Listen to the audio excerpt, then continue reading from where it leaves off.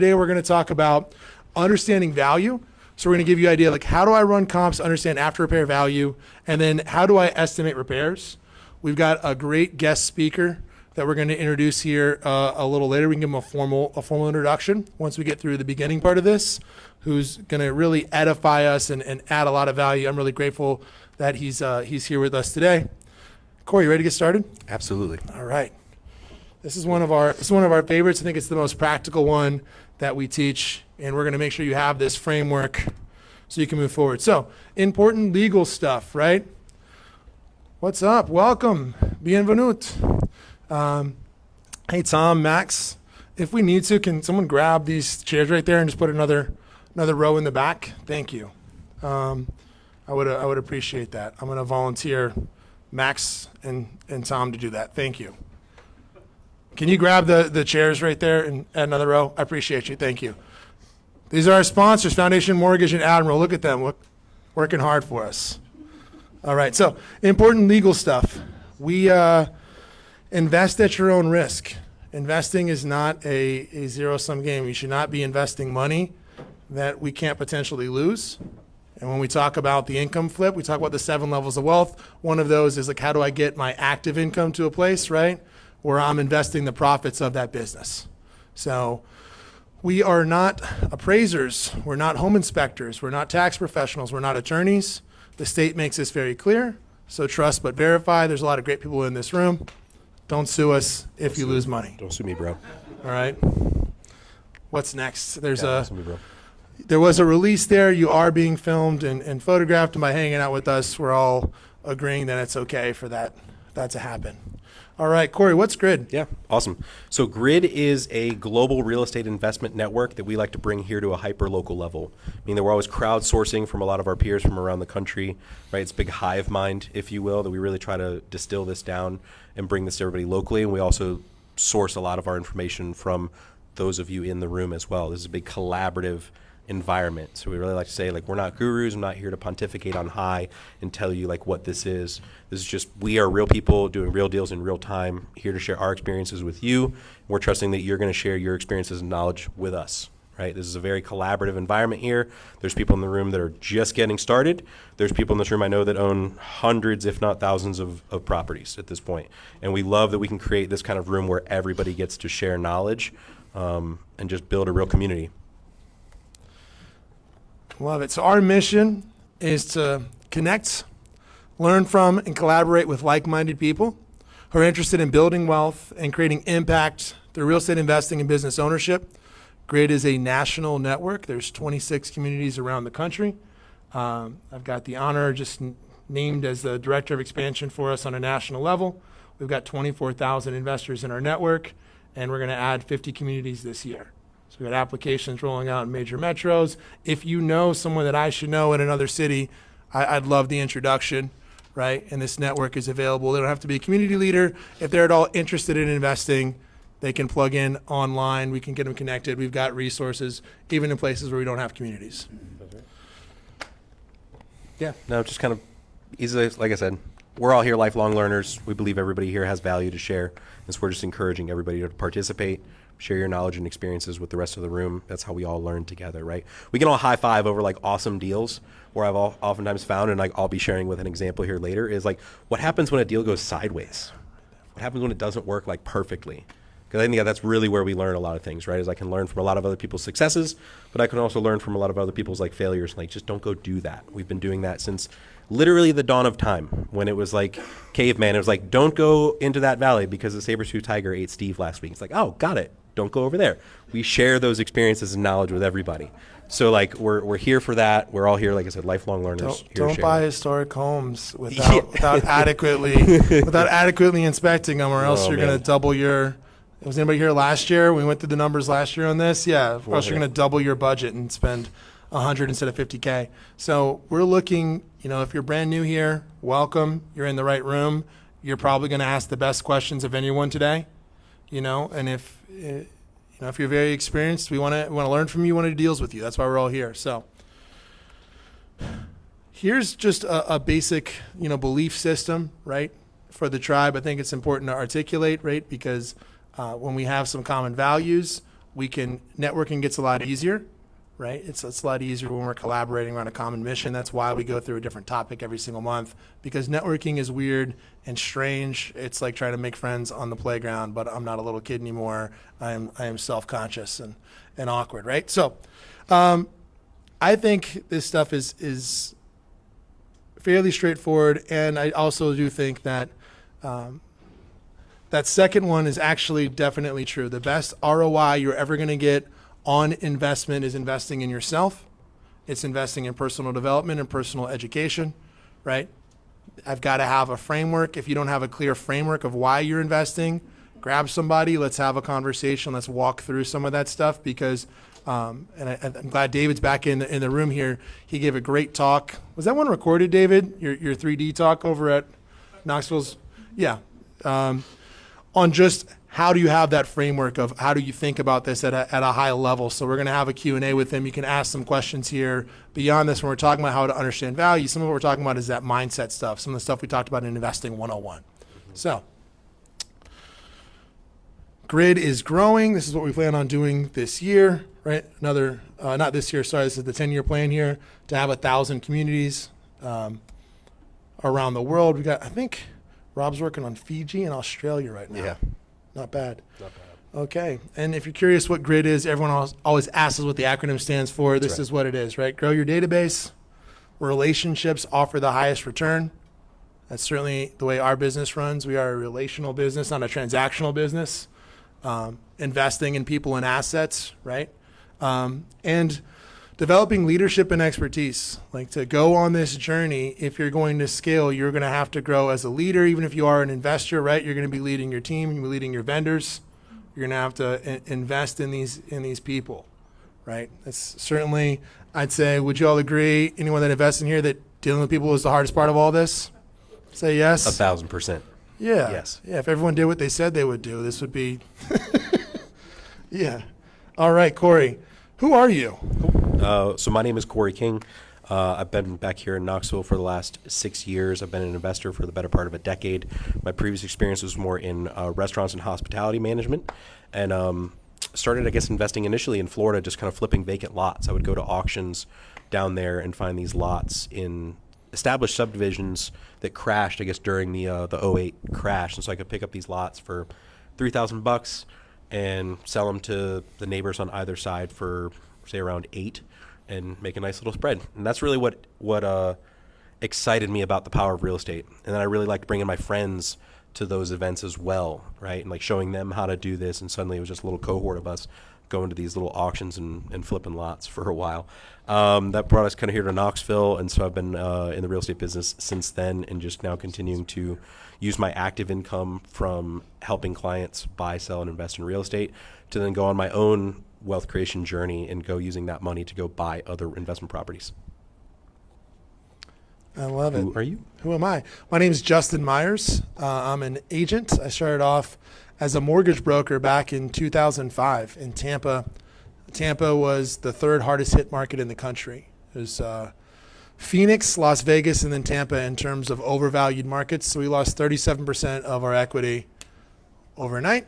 Had a front row seat to watch that explode, and I went on a real interesting journey of I wasn't that good at being a mortgage broker. I was like the only guy that wasn't making money back then, cold calling the phone book, and went on a journey of working for property managers and then working for other agents and coming here and starting a transaction coordination journey. And along the way, got to just have experience on this side, on that institutional agent side, in almost every facet of the industry. So I run a real estate team with Cory. I've had the pleasure of teaching and instructing and building some networks all over the country, which has been really exciting and really rewarding. That real estate has opened some doors for me. I remember when I started that transaction coordination company, I moved back here. I cut all my hair off. You can't see my tattoos because I knew I had to get a job. I took the tongue ring out and the earrings out. And I was like, my job doesn't have to fulfill me. Like, I can just go make money and find fulfillment outside of my job. And then ironically, it's put us in a place where this is one of the favorite things we get to do, is like actually we get to impact a lot of people and make a difference in our community in a real and tangible way. And we hope, obviously, that whatever you're doing this for, it opens some similar doors for you. That's why we're here. Okay, so we're going to do some intros. We're going to keep this short. We're going to switch things up. We're talking about how to estimate repairs. So before we do that, before we get into all of our contractors and vendors in the room, who's here for the first time? Stand up if it's your first time here. Awesome. Haven't met everybody. Great. Thank you. I'm so glad you're here. Thank you for coming. I see Jim over here. Jim, you want to introduce yourself? Who are you? What are you looking to accomplish? Jim Tramontana, thanks for having us. My wife's a realtor here in town. I'm a physician. We're real estate investors, and we're looking for pretty much anything at this point. We're open to any ideas to invest and interact with people and get to know this community. We're so glad you're here. I'm so glad you're here. I saw Will. Are you I see say Crown Services. Are you here? Are you a vendor? Are you here as an investor? What brings you today? Investor. I'm on cleaning business. Oh, Yeah. dang. Hi, everybody. You I'm got on the camera commercial too. here. Stand right Yeah. here. So And a make sure right on commercial. camera. We'll cut this commercial already. That'd be awesome. So who are you and what brings you out here today? Oh, my name's Will Thomas, born and raised in Knoxville, getting into investing for financial freedom for family. I love it. And you said you own a cleaning business? Yes, cleaning business. Excellent. Do you commercial. do commercial cleaning as well? Do you also do Commercial residential? cleaning, offices, empty buildings, looking for a contractor. So I was going to talk to Nathan when this was over with. Excellent. Anybody need commercial cleaning services or know somebody that does? We got anybody running the building here? I got a couple people I can introduce you to. Sure, thanks. So glad you're here. Yeah. Appreciate it. Yes. All right. So my contractors, everybody that's a contractor provides a service, raise your hands. Introduce yourself real quick. Nathan, start with you. Who are you? What do you provide? Hey guys, I'm Nathan with Harbor Point Industries. We're a residential. God, this thing's all weird. It's okay. Residential, commercial, industrial contractors. Just keep it right there. We offer all kinds of services from the ground up. Feel free to reach out to me, get my card. If I do need a win, that'd be cool. Okay. And yeah, we're available. Awesome. Jose, what's your niche? What's up? I'm Jose. I work for Nathan, and then also though I do. Reason why I came is because I know a lot of y'all. Before you take your pictures of the houses, before you want to sell them, a lot of times they need a clean up on the outside, and that's where you can call me. Yeah, thanks. For landscaping, right? Hardscaping, Yeah. property beautification. Awesome. Who else? I saw some more vendors here. All right. RC. My name is Ronald Scott. RC, they call me RC. I'm an innovative painting. I own a painting company here in Knoxville. Been here for about 9 years going on thus far, and we're just looking for anybody that need painters. I do residential, I do government housing, I do commercial, anything that does with painting.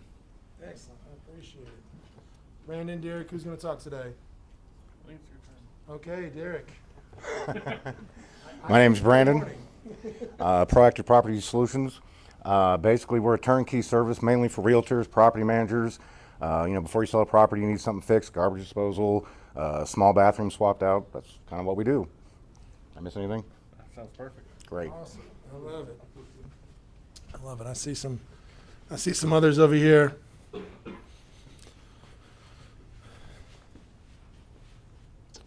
Hey guys, how you doing? I'm Devin Tucci. I own BDE Construction, Building Design and Engineering. We do ground up and we do renovations, preferably for investors, not homeowners, because we work double shifts, try to stagger people coming in and going out. So anything you guys need, let me know. I do very good design work. Yeah, appreciate you, Devin. Zach? Who am I missing? Raise your hand. Hey everybody, this thing on? Usually don't even need these. But I'm Zach Darrow. I own Dunright Holloway. We do demolition, junk removal. So we knock down mobile homes, garages. We clean out all sorts of stuff. We do light skid steer work, and we have 2 different size dumpsters that are available for rentals as well. So if you guys got anything you want off your property or something knocked down or unwanted stuff in there, give me a call. I love it. Samani, you ready for your close-up? This microphone keeps, I think it's the batteries. Is that why it keeps cutting out? Maybe. You can always take mine. I'm Lord. Hey everybody, my son Sumani. I have a remodeling company, Shine House. It's shiny really. And I do roofing, flooring, and I had to do more things, but the worker situation, I just cut it down to roofing and flooring and decking. So if everybody needs me, I'll give you my card. And gentlemen have worked me all the time. Thank you, Cory. Cory's used some money many times here. Excellent. I saw a couple others in the back. You might want to come up here so he doesn't have to totally move the camera. That way Dalton won't kill me. Awesome. Yeah, come right up front. That way everyone can see you, because we're gonna. Who does anyone need contractors? Is that just me that has a hard time finding contractors? Is everyone awake? There's lots of beer over there. All right. Hello, my name is Clarissa Holmes. I'm with New York Life, and I would like to be a resource for whoever may need me for to protect your assets. So if you need any of that, any help with those type of solutions, I'm available. Excellent. We're glad you're here. Excellent. All right, brother. Good to see you. Yeah, good to see you. Hey, so I'm Pat. I own Service Life electrical contractor based out of Maryville, Tennessee, and just kind of getting my feet wet in the area. So if you guys need anything, let me know. I'm glad to help out with small stuff or large stuff, whatever works. So give me a holler. I see Phil is hiding back there. Phil owns Acadia Landscaping, full service landscaping company. Are you taking on the construction side? Are you taking on, is that just for yourself, or are you taking on clients as well? We will in partnership situations. Gotcha. So, but just great resource. We got some very seasoned investors in the room. Phil's another one. That's been a great resource for us as well. Rachel. So I'm with Constructive Home Solutions. I do their sales and marketing. We do electrical, HVAC, plumbing, and also kitchen and bath remodels. And we have a dumpster service, but I still want to talk to you because I know we can partner together. We don't have many. Okay. I love it. Before I jump in, did I forget anybody else that's specifically a contractor or on that vendor side? Awesome. Ready to get started? Are we ready to get started? Yes. Cool. All right. Is everyone doing okay? Just a rainy day. What's up? What's up, Big Will? How are you, sir? You doing good? Excellent. Let's go, Cory. Amen. All right. So really being able to determine a property's after repair value, or just AKA ARV, is going to be one of the most important skills you can learn to develop in your investing journey, right? This in conjunction with estimating repairs. This will serve as a very foundational piece for deciding what to buy, what to move forward on versus what not to move forward on, right? Many investors like to do what we call the 70% rule with their ARV when factoring in their offer. So we like to take that after repair value, that highest price, right, that you're going to see in that area, what's the max value this property is worth fixed up, then multiplying that by 70% and then subtracting your repair costs from that, right? So it's kind of a magic formula there of your ARV times 70% minus the cost of repairs. That equals your max offer that you should make on this property. Yeah. I will say with a caveat to that. Typically speaking, like we're looking at that from like a flipping standpoint. This is my personal experience. Like I'm willing to go up a little bit higher than that if I'm playing a little bit more of a buy and hold longer term strategy. So I might go upwards of like 80% on that. But this is again where we had the whole disclaimer of like, don't sue me, bro. Is like just giving you some perspectives on this things. Like 70% of ARV minus the cost of repairs is going to be a good, solid formula to fall through. There's a lot of nuance that goes into there if you want to go higher than that. And what we're talking about are some quick and dirty frameworks, right? We talked about this in our Investing 101 of how can I, when I'm at a property or when I'm going out to see a property, develop a framework of can I make an offer on this property? Then I'm going to go ahead and I'm going to do my due diligence, right? I'm going to get real clarity with a partner on nailing down that after repair value and nailing down those repairs, right? I'm going to go get some estimates from my contractor partners you all just met. So how do we determine the ARV or future value, right? That's really the question here. We have any agents in here? Got a couple. Any of you ever pull comps for investors?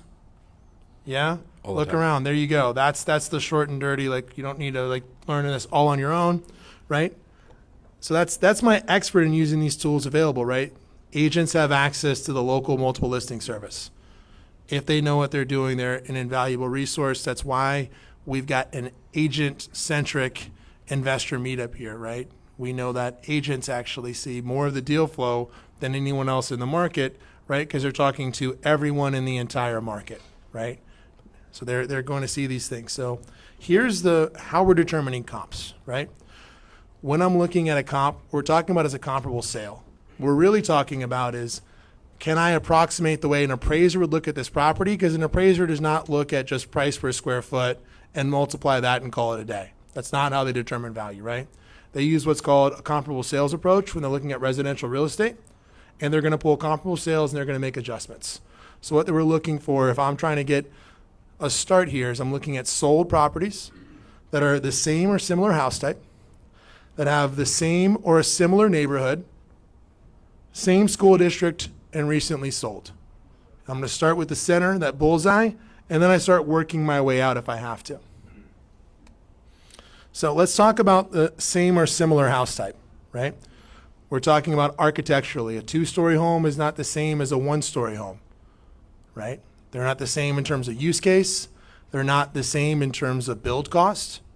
So it's not an apples to apples comparison, right? It's going to be more expensive to build a 1-level home than it is going to be to build a 2nd-level home, right? Because a ton of our expenses here in Tennessee are going to be related to foundation. So when you have a smaller footprint, those aren't directly comparable. That ranch home that's 2,000 square feet is not the same as the ranch home where that main level is 800 square feet, and you're not going to have the same buyer necessarily, right? So we've got ranch homes, we've got 2 stories, and we have a bi-level, split-level homes. We see those all the time here, right? You want to see a bi-level home. I'll see those sometimes in South Knoxville, like where it's at that 2-level, or we'll see a tri-level. I've seen in South Knoxville that bi-level is like when it's built into the hill and you have like one side is higher than the other. Or we have a tri-level where you have, a partially underground basement level, right? With that 2nd story, but it's really like a 1.5. We're looking at square footage. I want to find something that's ideally within 20% plus or minus of my subject property square footage. That is what an appraiser is going to be looking at. And I'm looking at bedroom and bathroom count.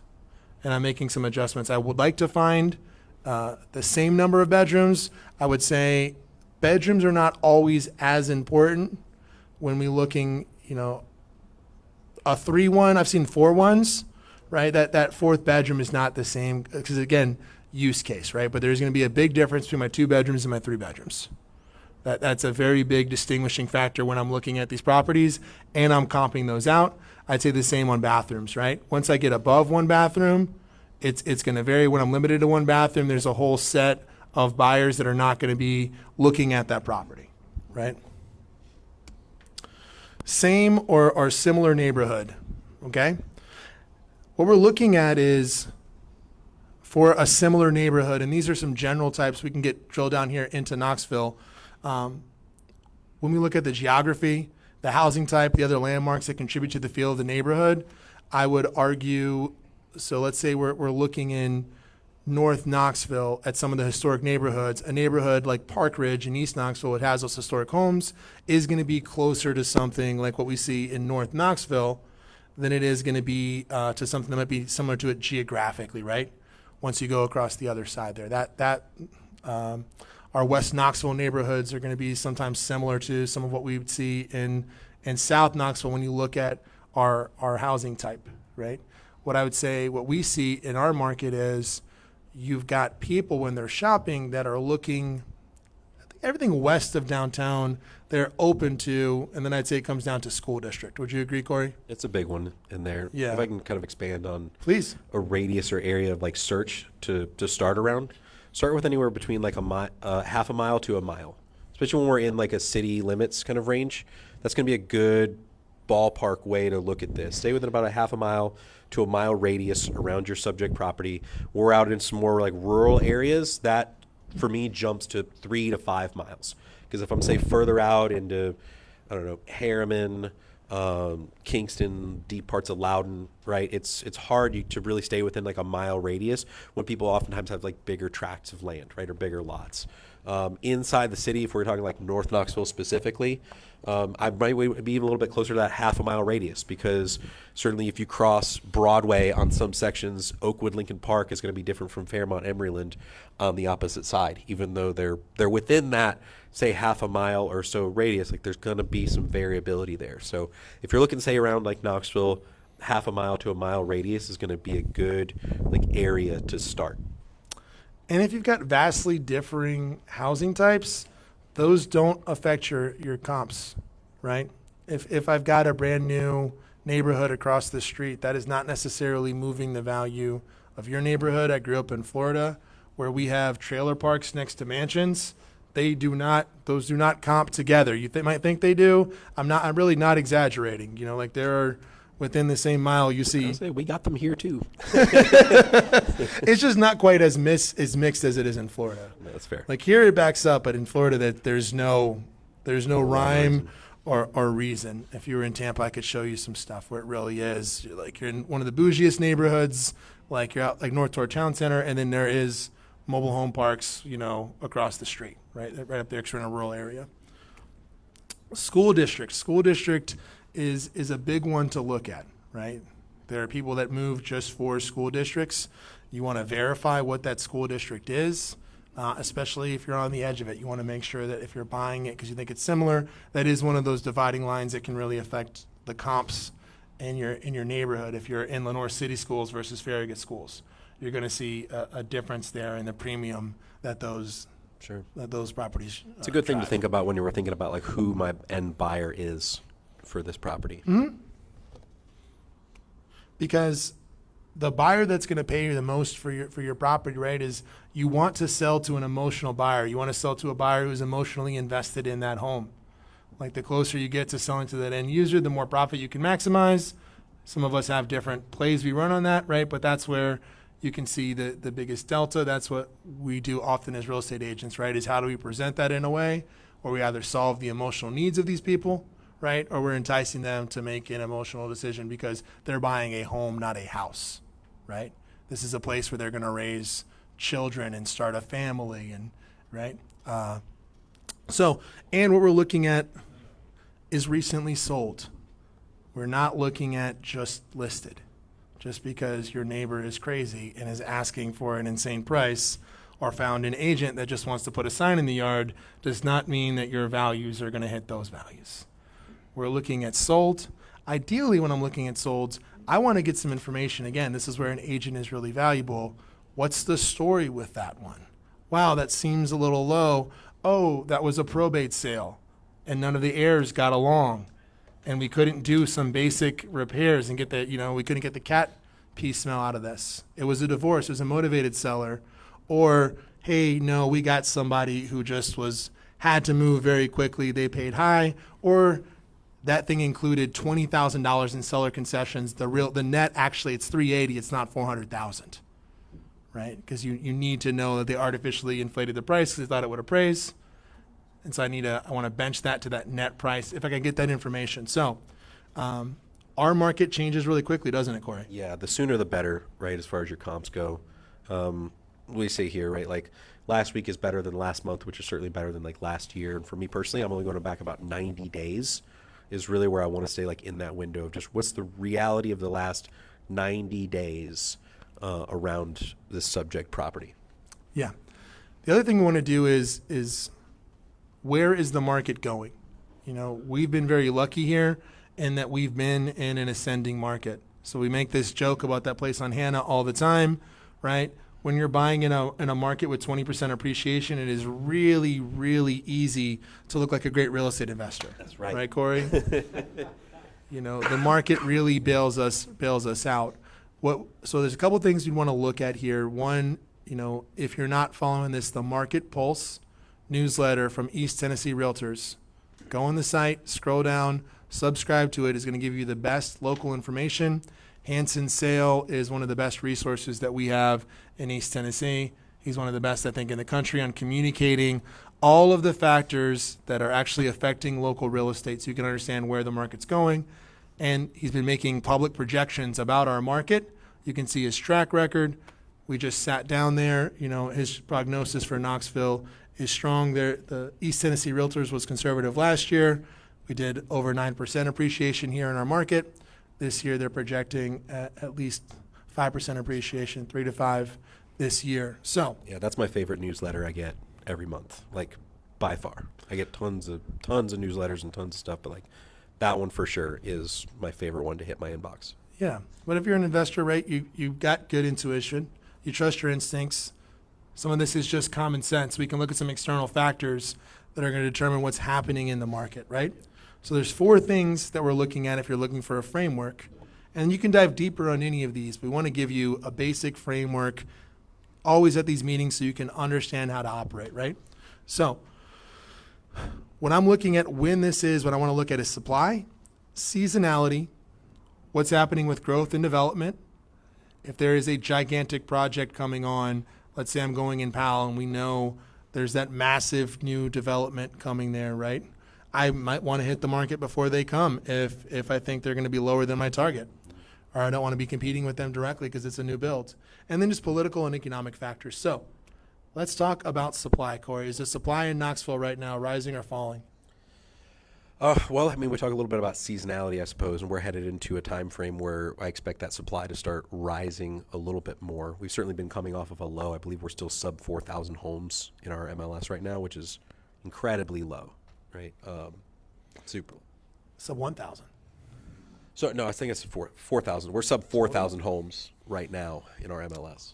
What about in Knox County? Oh, I'd have to dig into that. Yeah, It's so our probably somewhere MLS 7,000. covers all of East Tennessee. Yeah, that's across like close to 20 counties. Sure. So, I mean, realistically, we're probably somewhere in the 1,000 if I had to. I'm not going to put you on the spot. Cory is deathly ill. I know. No, truly, like it's not. I'm all right. I can feel my recall going. So when we're looking at supply is going to have the single biggest. So when you look at what's happening in the market, anybody think the market's going to crash? Anybody? Caleb, yeah. Will thinks the market's going to crash. So Will Cochran thinks the market's going to crash for the camera. No, no, he's joking. No, so a lot of people think the market's going to crash, right? Because there's a great book, The Psychology of Money. When you read the book, The Psychology of Money, what it talks about is we all think that money works however we were raised. So if you lived through the 70s, you have certain ideas about inflation and interest and how that works. If you lived through the 80s and like the savings and loan crash, you've got certain ideas how debt markets work and bonds work. If you've lived, I'm 41, if you've lived through us, you've got an idea about cyclical crashes and that real estate's got to crash. But when we go back and we look in 2008, we had the greatest amount of inventory we've ever had at the peak of that crash. Right now, we have the lowest amount of inventory in U.S. history. In our area and supply and demand, that says more than anything. Demographically, we have more people that are reaching home buying age. We got anyone approaching 30 in the room? Anyone in their late 20s? That are kind of raising their hands, shy guys. Mid-20s, yeah. So, and anybody in their early 30s? Right, that 30 to 40. 30s. Yeah. So that if you look at that demographically in the U.S., this is the youngest the country has ever been. And what we have is household formation is occurring later. So even when you compare us to the baby boomers were already coupled in their 20s. It's called like cornerstone relationships versus capstone relationships. They were coupled in their 20s already. They were building lives together. You needed less homes for those people. So when you look at later household formation, people that are getting coupled later, demographically, we are in a housing shortage. We're going to be in a housing shortage for a decade. That's something just to consider. What we were looking at is months of supply in your market. So we've talked about this before. If 1,000 homes sell or on the market and 500 sell, we would have 2 months of supply. So if 500 sell in this month, we have 2 months of supply. If we have 6 months of supply, it's considered a balanced market. There's an equal number of buyers and sellers in the market, right? If you have less than 3, you're in a strong seller's market. We have been in a strong seller's market for going on a decade now. This is the longest economic expansion in U.S. history. Ran into this recession before there. But in Knoxville, we've still been going strong because we had such, I think we were number 2 in the entire country in appreciation last year. We're in a different market than the rest of the country. So when you're watching that national news, just be aware of that. Get some local news. It's going to be very misleading because everyone else, right, is experiencing that. And when you're consuming that news, get some raw data, right? Because it can sound really shocking. Like the biggest crash that we've had was in 2023 when it dropped, or 2022 when we had the biggest? It's the biggest crash we've had in the last 25 years because we had like a 15% crash, but we were coming off 20% appreciation. So the market still went up 5 years, but prices dropped 15%. No one felt it, right? But it sounds really dramatic. When our housing supply is going to double, it's going to sound really dramatic. We were at a month or less all of last year. We're finally we're at 2 months or less, like 1.9 throughout all of last year. Lowest I think I ever saw was in 2021, and we were like 2 weeks of inventory. It was bad. Yeah. So, and days on market, right? Days on market are going to give indication of when you're looking at days on market, that's a median measure. So we're looking at midpoint, right? If all the homes are there, that's from the shortest amount of time possible to the longest amount possible. We're taking the midpoint. The midpoint, I like, it's a little more accurate than the average because the average can really get pulled. If you've got somebody selling a home that's been on the market for 3 years, those outliers can really pull us up, right? So our median days on market are just now getting up into the 2-week range. Like right at 2 weeks. Yeah. So those are going to be the biggest factors, just like supply and demand are going to be the biggest factors. What we've always had is seasonality. More people move at different times of the year. All the realtors in here would know this, right? Everybody wants to put their home on the market right after school ends, or they want to put their home on the market in the spring, right? So there's always going to be, some seasonality. It's always going to go down at certain times. For here, I would say be aware of hyper seasonality. I don't want to be listing my home fall break, spring break, Easter, because all the agents leave town and you get no activity. I don't want to list, depending on certain UT games, I don't want to be putting a home on the market that weekend. Like you're not going to get the activity on your place sometimes. Yeah, 100%. What else do you look for in seasonality around here, Cory?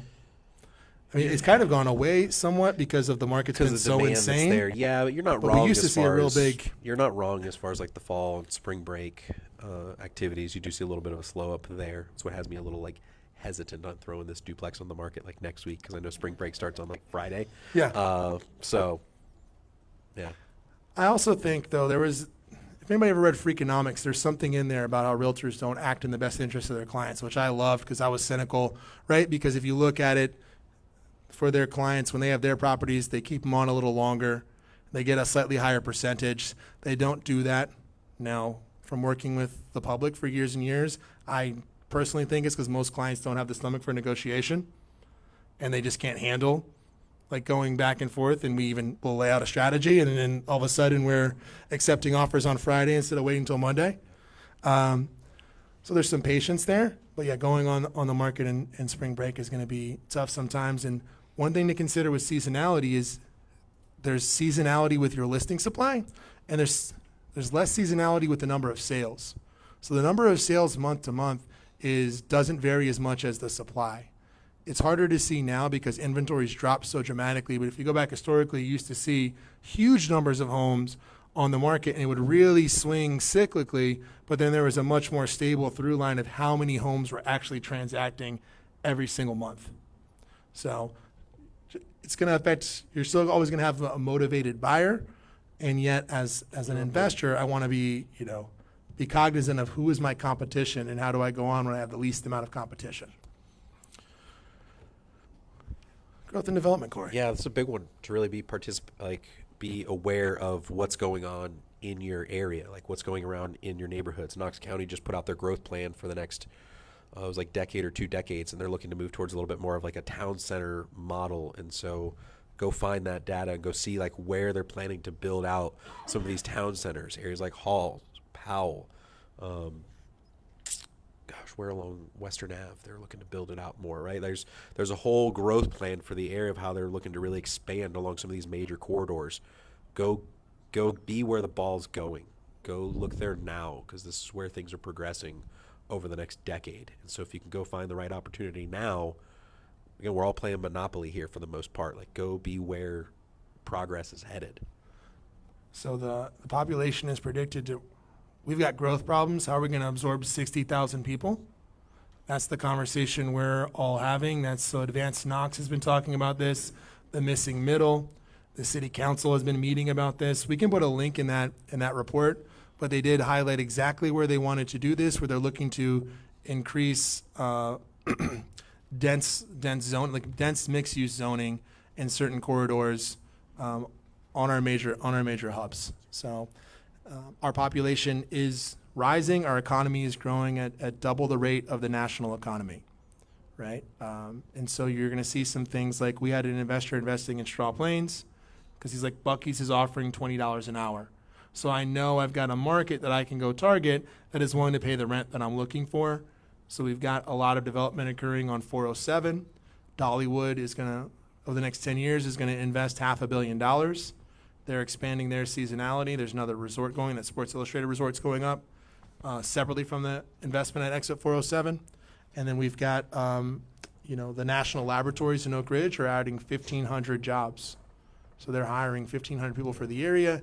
And Randy Boyd is going to keep increasing the enrollment for the University of Tennessee. Yeah, it definitely keeps growing. One of the ones I'm really personally keeping an eye on, because this is where I already hold some properties. It is along the Western Avenue corridor there between like Mechanicsville, Western Heights, and Lonsdale. The city's looking to invest about close to $250 million into that community, including like updating a lot of the old housing that's there, building out some new housing, building another community center, groceries. There's a entrepreneur center they're building in there. Like, the city's committed the money. They're already starting the developments in there. I'm around that area at least once a week, so I keep a pretty good track on it. And I think that all that corridor is going to continue to grow. There's some of the best views in Knoxville, like up along that way too. Like, there's a lot of opportunity out there. So just go, like I said, go be where the ball's moving. And I would just be cognizant as we go into an election cycle of not paying too much attention to the news. Every election cycle, right, they're going to take away 1031 exchanges as part of some tax package because it's an easy way, right? I move this number and now the number's on my budget balance, and it never happens. They always take it away. We've had several 1031 intermediaries that we've interviewed, and they've all essentially dismiss that idea as just being totally politically untenable, right? So just keep that in mind when we're watching all this news. And you want to jump into some repairs, Cory? Yes. All right. Pulse of the market. All right. So, and what are we feeling? How do y'all feel going into the summer about the market? Who's optimistic about the market going into the summer, that things are going to keep improving? Who's feeling a little pessimistic about what's happening in our local market? Everyone else came here to learn from David Zook. He's going to tell us what's going on. Awesome. Good. I like that. You don't have an opinion. Fantastic, right? I think the challenges we have here, if we're looking at this, like when I watch the news, I'll go watch Bloomberg News because it's interesting, right? You'll get some like factual analysis of what's actually happening. When you talk to anyone locally here who's working on development, whether that's like the Blount County Development Board that's trying to bring people here, or the Chamber of Commerce, or all of the builders, all of their conversations there are how are we handling growth that's coming to our area. And I think that's probably going to be a much bigger factor than whatever happens on a national level. I would say the prediction is if things get rough economically, it would only exacerbate the demand to come to a place with low cost of living and lower cost of housing. Something to keep in mind. Okay. And be data focused, right, Cory? Yeah. Yeah, because the one here, just investors being optimistic by nature, like guilty as charged, for sure. But you can't renovate your way out of a bad market or a bad neighborhood or a bad deal. No. Not possible. No. And we've gotten lucky over the last couple years where the markets continue to like trend upwards. And so, as one of the beneficiaries of that, like myself, and I know there's other people too that can attest to that, like this could have really gone sideways for me had the market not continued to appreciate at double digits every single year. Yeah, and I think we're gonna start discovering, right? Like who's wearing pants when the water goes out. Like things are gonna get tough. Like people lose money on flips. People lose money on investing. People have to pivot to other strategies when they go over. That is a totally normal part of real estate investing. That's why you make such outsized returns sometimes, because sometimes you don't make any money. And almost every person I know that's flipping multiple homes, more than 5 or 6, has one that they're not talking about that year that was a disaster, right? That they were lucky, if they just didn't lose money on that one, they were lucky to exit that property, right? That's just the nature of it. I see people nodding here, right? So just be aware of that, right? The whole point of real estate, what we should teach every single month is how to buy property and hold on to it for 30 years and control your expenses, but none of you would show up. That would get very boring, right? But that really is the game, is you do all this other stuff and then you just discover holding property long term has all of the tax benefits, all of the advantages, and then it's just variations on that play, right? But we need active income. We get in there, you've got to learn aspects of the game. That's right. As we go along. That's right. So let's look at some examples, Cory. Yep. And these are all real examples. These are case studies of deals that Yeah, the two we've we're going to done. share here are ones that I've done personally, right? Just in the last year. So I mean, this is going to be as close to it as I can really get. I didn't build in my duplex here, but I'll make sure that when we send out the email to everybody, I'll have an updated slide for that. Yep. I'll pivot back to NOI. Sure. Okay. That was good. So we've got to have a way to quick and dirty estimate costs, right? Because you're not going to get a contractor to come out on every single property you look at and give you a fully detailed estimate on the front end. That's just not going to work for their business model, right? So we also can't look at every single property, that the wholesaler sends over to you, where the ARV, it's $100,000 and the ARV is $230,000, but we really know it's a teardown. Anybody get those emails? We're the only ones here? That make absolutely no sense. So we can't look at everything. So how do we get a quick idea of what we can do? There's some tools and some frameworks that we can use to evaluate those. So we've built up a database of costs for typical renovations. This is participatory. If you can get this done cheaper or you're paying way more, we want to hear from you. Let us know, because we'll revise this. We're going to send this out to everybody, but we did this last year. We want to make sure these numbers are dialed in, and we're all kind of working off some similar data when we're looking at stuff. That's right. So what are our assumptions, Cory? Yeah, just assuming never buy property sight unseen. Always. Never buy a property sight unseen or without an inspection. Yeah. Don't do it. Don't do it. Somebody will do it. Do not do it. It is a terrible, terrible idea. I've had to come in. Remember that one I had in Westmoreland where they had bought the property sight unseen for $900,000 without an inspection, and we were trying to sell a partially finished project the whole time. It was just not. Yeah. Unsurprisingly, it was not successful. Just there's not a lot of buyers. Everyone wanted to see it once it was done. Right. Yes. Yeah, nobody wanted to buy a over $1 million fix-up project. 1 point. Yeah. It's cool. It's a cool house, but Yep. yeah, it wasn't. That was a hard one for sure. Yep. But really, the goal here is just to prioritize things. Always make sure that your offers are revocable after an inspection. You can always say that, yeah, I'm not going to ask for any repairs or credits, but I always at least want to have that due diligence piece of having a neutral third-party home inspector go through the house. They're going to spend a couple hours there. They're going to test all the systems. They're going to give you a nice, clean report with tons of pictures and comments on there. So always make sure you have one done. It makes a difference for sure. Yeah, and even if you're a seasoned investor, right, obviously the best investors I work with are able to go in cash and buy properties with no contingency. They still, if possible, get as many contingencies and protections as possible, right? I want to control the asset while still being able to exit and protect my own interests, right? Because the risk is great there. Cool. All right. So this is going to be the first of the 4 levels of renovation here. That's how we've really categorized these into 4 easy to understand, just kind of buckets. Again, this is just for like quick frames of reference. So we've got like a rental grade, just fixing what's broken. We're doing maybe some new paint, some new carpet, fixing what's there. Maybe we need to throw in some appliances. This is as basic as it gets. We're not making any big fixes to the property. We're just trying to go in and give it a nice refresh before I could put a tenant in there. Something's a little bit dated, but some paint, some carpet, maybe a couple new fixtures. This is based on that. So 20 a foot for that? 20 a foot. That's right. Awesome. Is this an example of rental grade? This is it. This is a rental grade property I did. This is a flip I did down in Florida this past year. This property came to me through a family member down there. But I bought this condo. It was a 2-bedroom, 1.5 bath condo, 900 square feet. Bought it for $85,000. I put $15,860 into it. I exited it at $135,000. Here's kind of some before photos. This is from my home inspection report. Actually, this is where I pulled these photos from for this. And then we just went through and cleaned it up, right? So new paint, kept the tile, painted the cabinets, threw in some new appliances in there, new carpet in the bedrooms, threw a different top on the vanity, new fixtures, like new fixture in the shower. I think we reglazed the tub.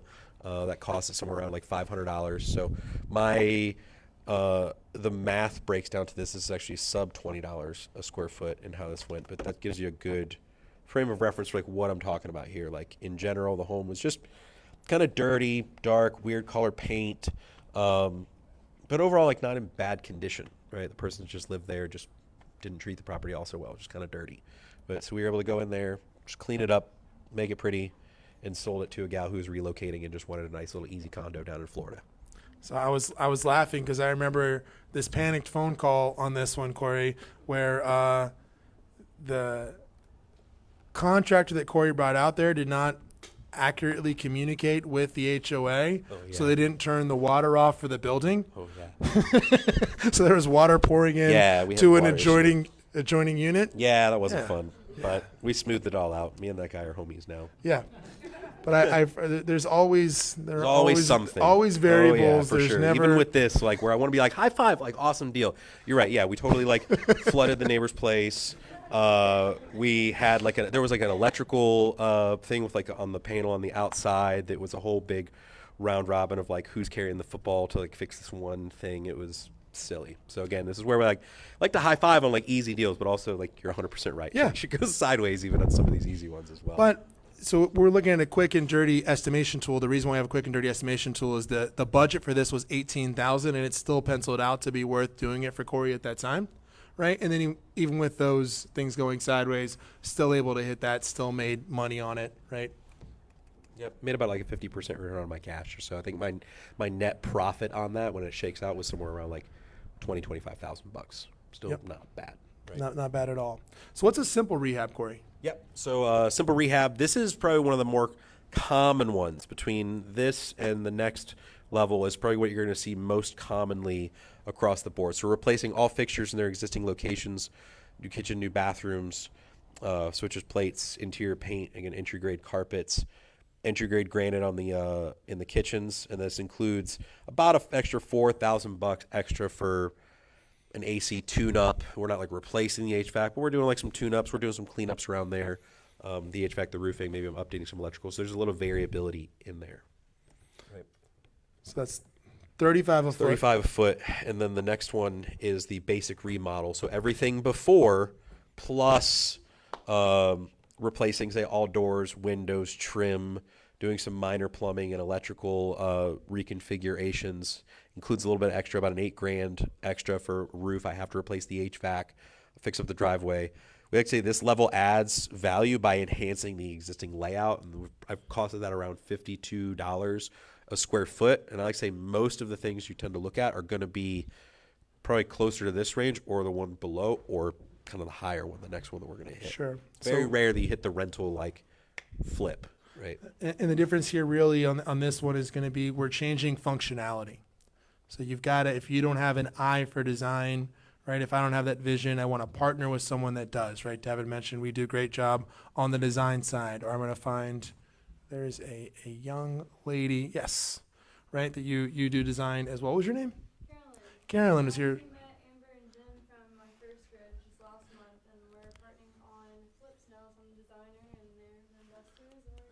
Yeah. Love that. Right? Love that. So how can we, and that's one way that we can add real value to property, right? As investors is we're coming in, we're increasing the functionality of the home. I could be looking at universal design. Maybe I'm making it accessible. I'm moving some walls, right, where like it's been closed off, or I'm adding combining bedrooms, because I've got that, right, that 4-1, that's 1,300 square feet. It'd be a lot better as a 3-bedroom. That's what this level is going to include. That's right. Yep. Last one, your major remodel. So it's everything from your basic plus I'm changing out the roof, the HVAC, deck, porch. I'm completing major plumbing and electrical updates. This is usually adding an element the property doesn't have. This is essentially like your full gut, and it's $65 plus, right? Because that very easily could become $100 a square foot.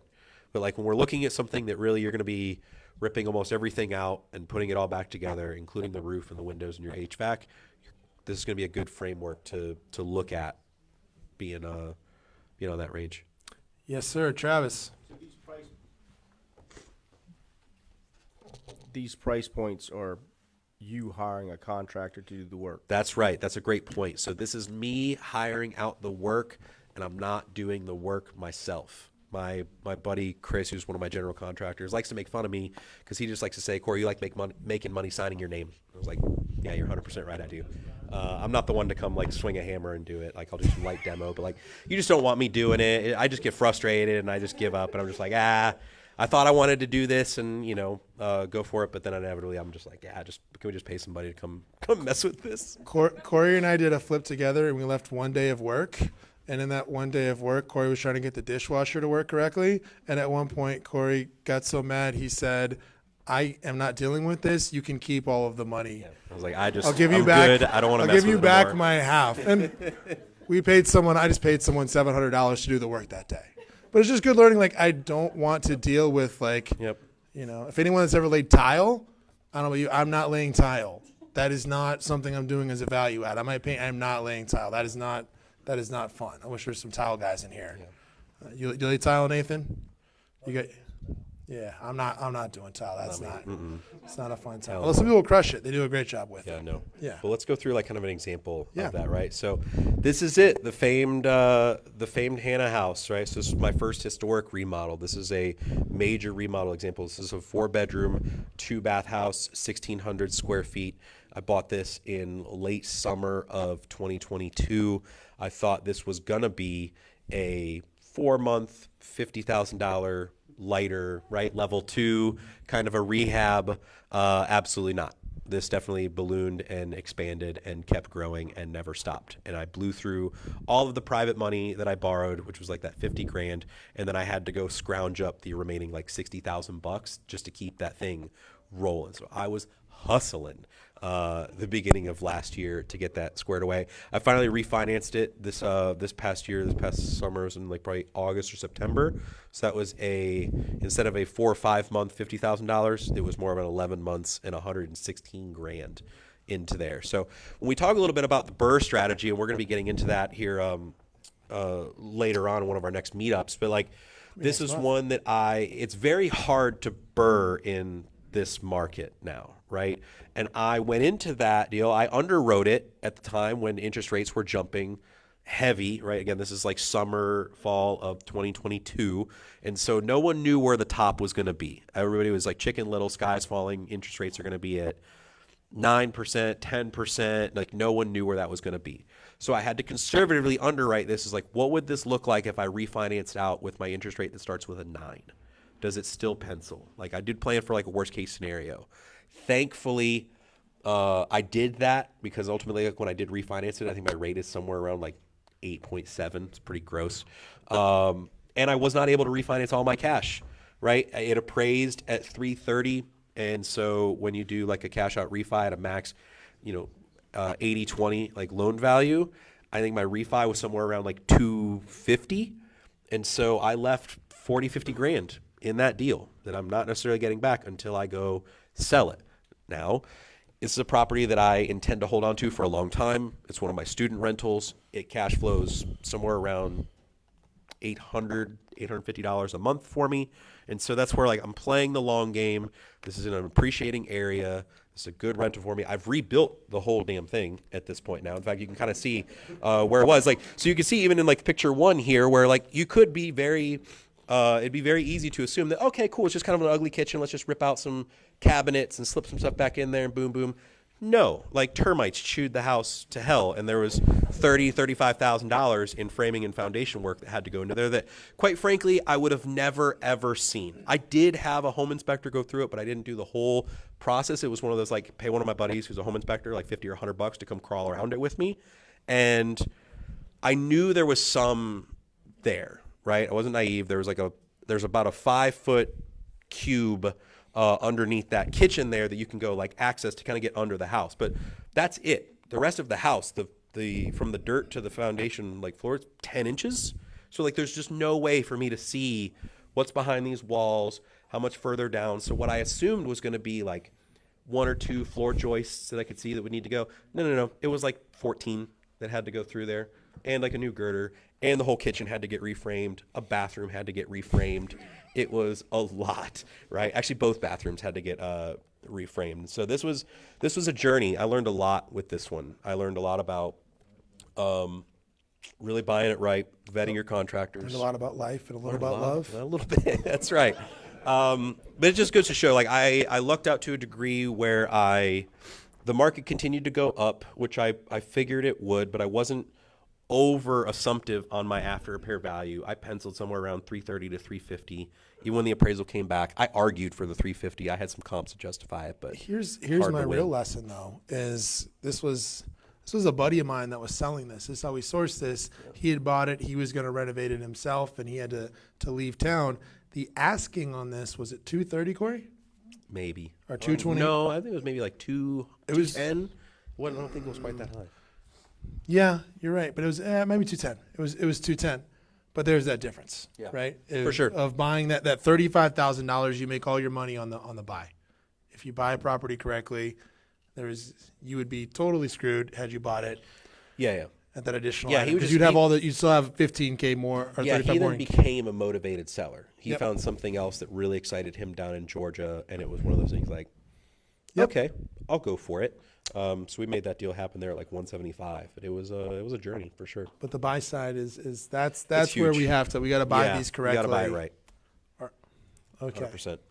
So I do have a flipping calculator. It's like an Excel spreadsheet.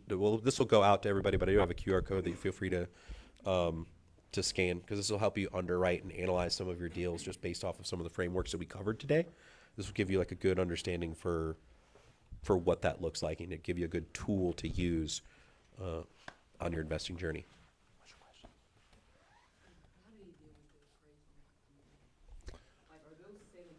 So Vinchelle asked, how did you deal with the appraisal not coming back at the value? I think you tried to argue it unsuccessfully. I did try to argue it unsuccessfully. It's you can challenge it, right? You can order a second appraisal. It's just very hard to get them to make that adjustment, especially like more in your favor. I had some comps I thought was justified. A friend of mine bought a primary residence a block away that was bought off market, like wasn't on the MLS, but he paid $380 for his house, and it was roughly the same square footage, like all those things, and that was my best comp, and he just did not take it into consideration. That really would have moved the needle, right? Because if it appraised at $350, I would have been able to recapture an extra $20,000 on my cash out refi, and I would have been able to have, I guess, left 30 in the deal instead of the 50 like I did. Why didn't he take it into consideration? So Vinny asked, why did he not take it into consideration? Yeah, I really pushed back on them with that. He actually kind of ghosted me a little bit for a while. And I was at a spot where, like with that one particularly, where time was starting to become a real factor for me, and I really just kind of needed to recoup some cash and just get this thing moving. Because again, I was paying private money on that, right? So I had like a certain burn rate that I'm writing a check for every single month. And it just got to be where I was like, I got to get this thing like moved, right, and refinanced. So I put some tenants in there. It's now, like I said, it's a great student rental for me. But yeah, it was a bear for sure. You also sometimes are going to see a lower, and I'd be curious to see if it's everyone else's experience, but a lower appraisal value on a refi valuation than a purchase valuation. Because on a purchase valuation, I've got someone willing to pay $350,000 in cold hard American cash. Right here, use this comp, right? When it's a cash out, they're going to err on the side of caution, and they're going to err on the side of caution some of that is going to be a legacy of 2008, right? For everything that we say that people, these, yeah, Stan says their job is to protect the bank, and for everyone that's ever said like, right, this crash was caused by Wall Street, but was caused by these unqualified borrowers, appraisal fraud. That's why we have what we have this today, where they're going to err on the side of being conservative, right? It's to protect the market. Yes. How do you go about figuring out an ARV value for something where there's not really a direct comp? Laura said, how are you go about determining an ARV value for something like a unique property? Yeah, or if you're, unique property, or if you're like the first remodel in the neighborhood and everything else is still in the 70s. So you're going to be the first remodel in the neighborhood. A couple things. You could hire an appraiser, right? You can hire an appraiser, show them your plans. They've done this. People can give you appraisals based off of those. It's the same way a new construction appraisal would work for financing. So that's one way you could look at it. Or I would probably sit down with an agent and try to do a like-kind comparison of like, what are you trying to do for another analogous neighborhood? What do you think, Cory? Ditto, honestly. I mean, really, because that's a hard one to pin when you're the one leading the charge. And I mean, we've been ones to set new like records in the neighborhood. We still want to be as conservative as possible because it is a bit of a shot in the dark. Experience. I'm thinking of a rehab I did when I was working with Jamie, and we did one over on Moonflower. Did you see that one, Will and Powell? We did that split level rehab, and we set a record for the neighborhood. Like, so we've done it enough times. I'm pretty confident on like if you totally remodel something, you bring it all the way up, you can hit a certain amount. But I'd probably be if I'm going to do something like that, I'd be looking more at like new construction as a comparison. Yeah. Yep. All right. What are these books before we bring? Just a couple David Zook resources, up good here? books to check out. There's a great one by Dave Mayer, Real Estate by the Numbers. This really gives you a good breakdown reference point. It's one of my favorites, actually. And then What Every Real Estate Investor Needs to Know About Cash Flow. Another solid reference as well. Definitely, I'm just a very analytical person, so the Real Estate by the Numbers was one that made a big difference for me, especially early on. Yeah. Yep. Okay, we ready for Mr. Zook? Yeah, I'm gonna go sit there. All right, fantastic. I will take that. David, come on down. All right. Yes, please. Thank you. All right, sir. Thank you. Thank you. Excellent. So, David, tell us a little about yourself. I don't have your bio in front of me, and I don't want to butcher it, but David's here because I got to meet David. We go to these other investor meetups in town. There's a couple great investor meetups in town run by a couple friends of ours. There's Knoxville's best real estate in meetup. The name is not accurate, but everything else is amazing. And then there's Sono Investors. I saw Charles sneak in here last night. Did it go well last night? Excellent. Good, man. I was there last month. It's an awesome meetup. And I met David at this other meetup, and he really is at a place in his career where he's just really was there as a resource to give back to other people, which very much I knew would be a cultural fit. And then I've gotten to talk to him a couple times, and he's always been a great resource. He's spoken locally. So, David, tell us a little bit about your background. Yeah, thanks. My wife, Robin, came with me tonight. So, yeah, a lot of things that we deal with. See if I can keep this from spinning. I've literally been in the real estate business since age 4, literally. My dad would go to collect rents, and he'd say, David, if they grab me, go get help. And I'm not kidding. I've seen my dad hit in the face twice from tenants. So my whole life has been around real estate. My dad was a real estate broker. He was a chemistry and physics teacher before, and he said, the kids are getting unruly, and this is in the 50s, okay? So we as kids... Listen to that rock and roll. I tell you. Elvis was probably just getting going by then, you know? So we as kids would be trimming trees with Dad, and I mean, so I've literally been around apartments, single-family homes, duplexes my whole life, and I've done probably about everything with it in regards to the property management component, buying, owning, running, and fixing.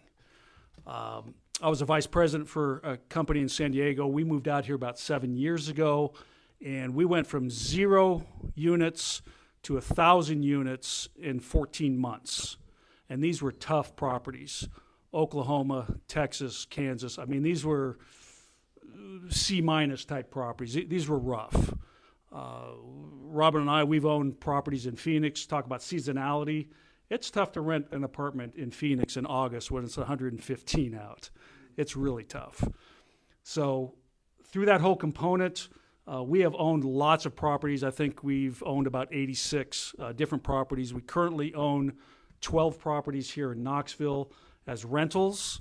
Last year, we decided we're going into semi-retirement. And semi-retirement for us is we're not buying anything because the numbers don't make sense. This is just our own opinion. And the reason it's semi, as I was telling Cory, is because we self-manage. I'm the guy they call for maintenance issues. I'm the guy that's out there showing the units with my wife. So we love it, we enjoy it, we know it, we understand it. Thank you. That's great. So what I wanted to run through, we could have let David just teach this entire thing, and if we didn't have the framework on estimating repairs, which I wanted to get to you because I think that's it's an accurate one. It's the one that we use to evaluate properties, and it's one that you can borrow and refine.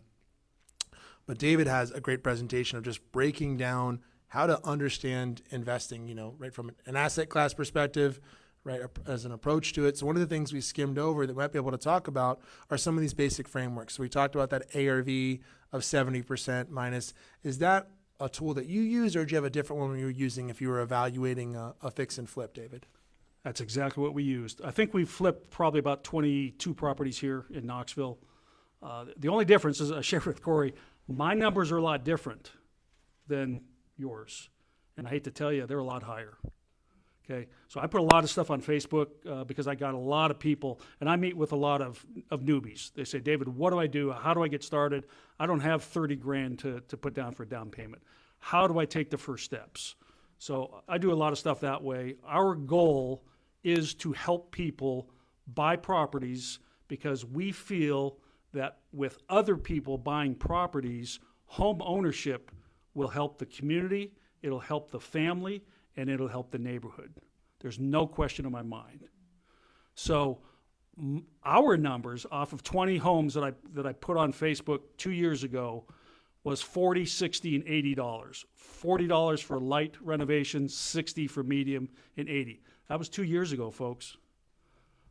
I would say, and Zach Tetley, if you know Zach, he does a lot of business here.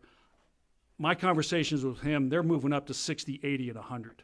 If you're doing major stuff where you've got air conditioning's just gone berserk, the cost is ridiculous to re-roof a place. So those are my numbers. I'm not going to dispute what you guys have. That's I why just know you're here. Our numbers are just higher. We do really nice work with it, and a lot of them we started holding properties because at some point you're making a bunch of money flipping homes. The problem is you don't have anything else coming in, right? So I don't care whether you're selling homes, whether you're selling copying machines or selling cars, it's just transactional.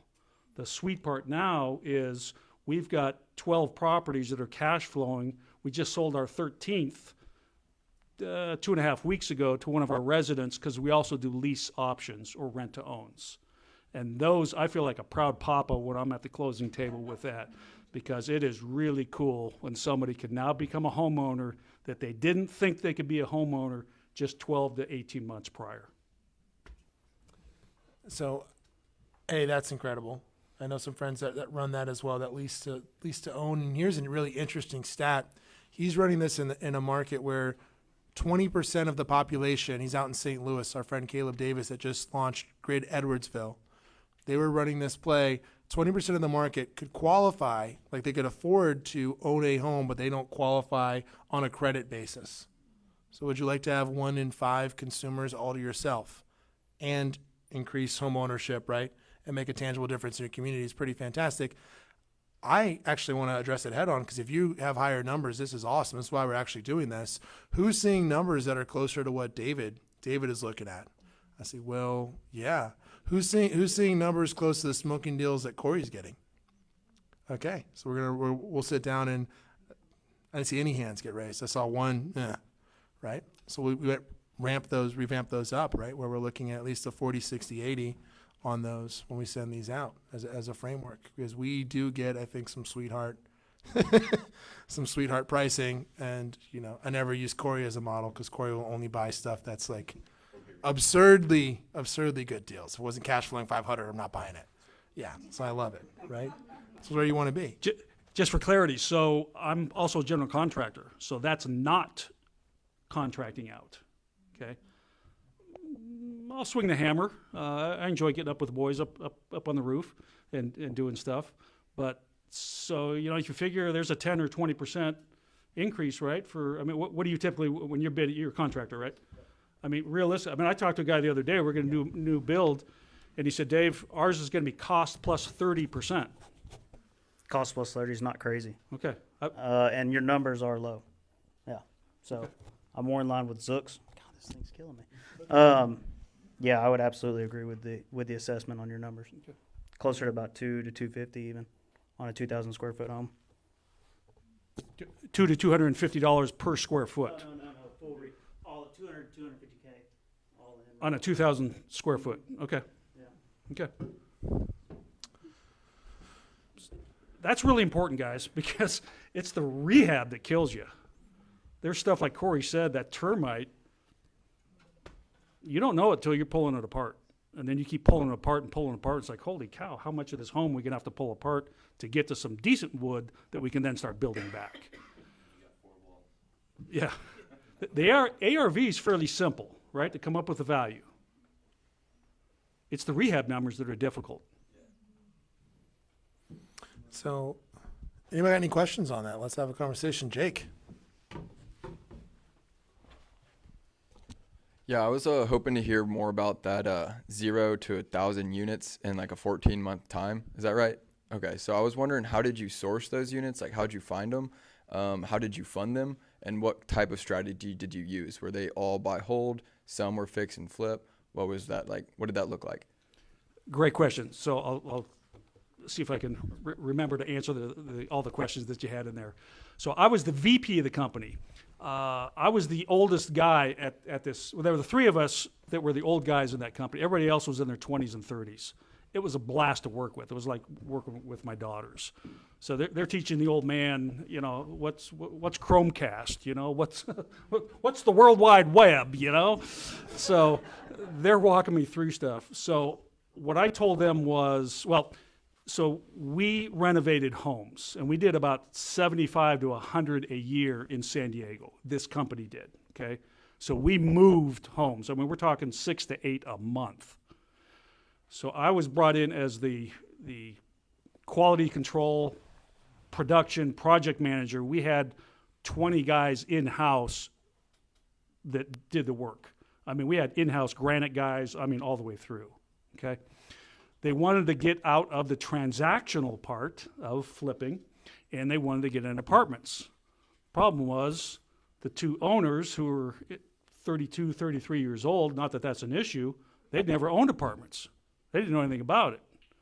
My boss, who was the president, was 35 years old. He used to sell apartment buildings for Allen, which was Bill Gates' partner up in Seattle. So we were the only two that knew anything about apartments. And I knew a lot about apartments. So we started that division, and I said, I will do everything for this except find the building and find the money. I don't want to deal with it, okay? I've dealt with it on a small scale for ourselves. You take care of all that, and so I would fly out. I'd walk every single unit, and we're talking 200 to 300 unit buildings, 110 degrees out in Wichita Falls, Texas. I mean, it's steaming hot out there, and these are tough properties, tough areas.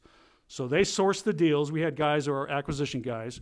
They put the money together for the down payment from just people like us, 100 grand here, 100 grand here, and that was the problem.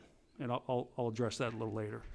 So I'd walk the buildings because of my construction background. I'm a general contractor in California, as well as a contractor here, I would put a budget together, and these were basically $500,000 to $1 million renovation budgets on about an $8 million purchase. So they had to bring in the cash to down payment, plus they had to bring the cash for the renovation, which is a problem, and I'll get back to that as well. The whole goal was to hold on to these. So these were major renovations. So I'd fly in, do all of that, I'd hire the property manager, I'd oversee the whole, I mean, literally the whole project. So from construction management to property management to writing the budget for it. I mean, we're talking 3 sheets of Excel sheets of budgets. I mean, these are pretty elaborate. Put all that stuff together and hand it back to them and say, this is what I see is what we're going to need to do for these, because these were tougher properties. Okay, when I say tougher, I'm not kidding. We had homicides on these properties, and I'm not kidding. I get a call from the Wichita Police Department. David, we've got another one. I'm like, man, is it one of our tenants? No, it's from across the street. They kept dropping the bodies on our property, which cleaned out our property, right? Who wants to live there? Okay, so I'm talking tough properties. So the problem was they didn't raise enough money. They raised the money for the purchase, but in my opinion, and the company's since gone out of business, and I resigned 6 years ago, I was hoping to retire with them. I resigned because they were having trouble paying the vendors that I hired for these properties. Okay, that's kind of the short answer. These would have made a lot of money, if they would have raised, and I kept telling them, you need to raise the down payment, but you need to raise that $1 million for the renovation, put that in the bucket and hold it. They didn't, because they were so excited about the acquisition fee, about the asset management fee, about the property management fee, and they never got to the disposition fee, okay? They were after the fees, so they thought, because these are $100,000 fees that were coming along. Does that kind of help answer that? Yes, sir. Thank you. So that's what I'm hearing is that different asset classes, you have some of the same basic fundamental problems, right? It's not, they didn't properly finance this thing, and they're running into the same issue you might run into being cash short on that renovation, right? Where you got to go self-finance. It's just a lot easier to go self-finance $50K versus $500,000. Yeah. When you start syndicating, and we won't have that conversation tonight because that's a whole different discussion. Syndicating means you're the person that's putting the deal together and you're bringing in money from anybody else because you either don't have it or you don't have enough. I'll be more than happy to share at a later time some of the advantages and disadvantages of that. That is a whole different ballgame. Yeah, very, very much so. We had a great conversation last year on syndication. We brought in a couple of them. Love to have you come back and participate in that one. We're also going to be talking about, I think, apartments later this year, Cory. Yeah, self-directed IRAs, commercial. On the other thing, these are some. Let's talk a little bit, if we can, on some of these basic, rules. Is the 1% rule, if we're looking at an asset, is that something you're still using as a framework if we're talking about how to understand value? Yeah, absolutely. The numbers that I see that you're talking with are right on. If you take the ARV, multiply it by 70% minus the renovation cost, you're going to be in good shape. The challenge is it's darn near impossible to get that, right? Yes. I mean, real numbers, right? Let's just say the ARV is 400,000. 70% of that is 280,000. If it needs $100,000, you're buying that rascal for $180,000 on a $400,000 property. Good luck. It can happen. I'm sorry? Nobody wants to give it to you. Exactly. No. So that's for the fix and flip. The challenge with the fix and flip, as I was talking about before, is it's considered ordinary income, just like real estate commission. What's ordinary income, David? I'm sorry? What's ordinary income? Ordinary income would just be what you're getting from your job. Okay? So whether you're selling copy machines, whether you're working at Oak Ridge, whether you're flipping homes, whatever that tax bracket is, that's going to be considered that ordinary income. My accountant said, Dave, can you not sell a property for a year and still eat dinner? And I said, yeah. He says, well, wait a year, sell it on day 366, and now you're in the capital gains range, which is roughly 10 and 15% range. That's a honking difference. You start figuring out you're making 50, 80, 100 grand on these things, and now you're only paying 10 or 15% on these things because you've got all the other write-offs from our properties to bring the income down. It's not just what you make, it's what you're saving. And that was the aha moment for us. Yeah, absolutely. We talk about this often with people, right? Same thing when you're dispositioning. Awesome, we're going to go sell this property. Are we 1031? Are we doing something? Because we're teaching you the foundation. And we do this deliberately. By the end of the year, we're going to be talking about tax advantages and structures to do this is running all of these plays. A lot of these are active income plays. Wholesaling is an active income play. Fix and flipping is an active income play. Being an agent is our active income play. That's how we fund those investments, right? We have an agent team. We think it's a great nexus that feeds each other really well, but we want to get to that buy and hold where we've got tax advantages. We can defer taxes to the end. We can take depreciation, right? That's where the real wealth is created. Right. So to get back to answer the question for the 1% rule, it's very accurate, but it's very difficult to buy something. Meaning, if you're going to pay $300,000 for it, is it going to rent for $3,000 a month?